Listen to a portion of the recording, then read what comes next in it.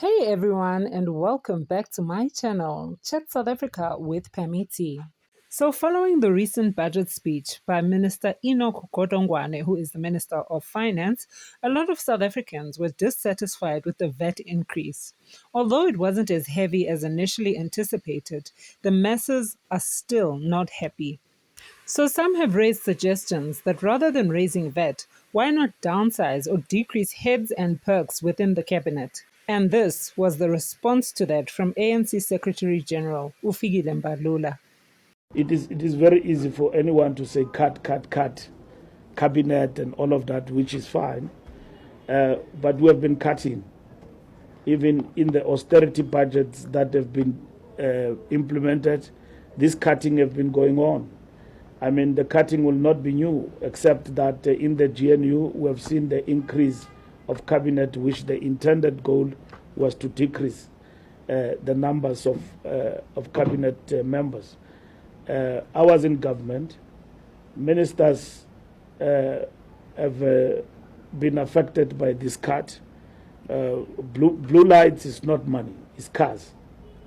Blue light is just a traffic control measure, and it must not be abused.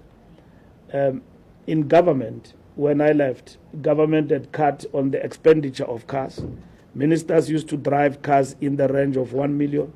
It was cut to 500,000, and so on.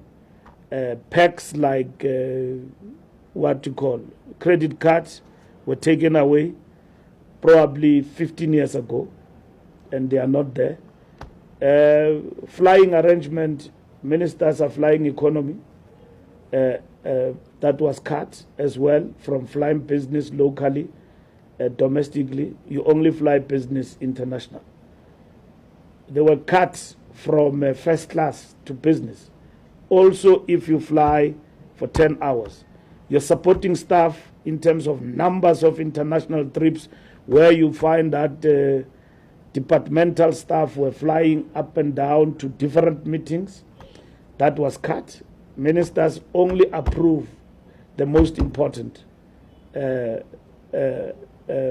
trips internationally. In terms of household, ministers were not paying. Now, if you own two properties, Pretoria and Cape Town, you pay part of where you stay. So, these packs people are making noise about, ministers are on a gravy train and all of that. That's not the case. I was there, I saw it myself, and I was traveling economy when I was Minister of Transport. I didn't have a credit card.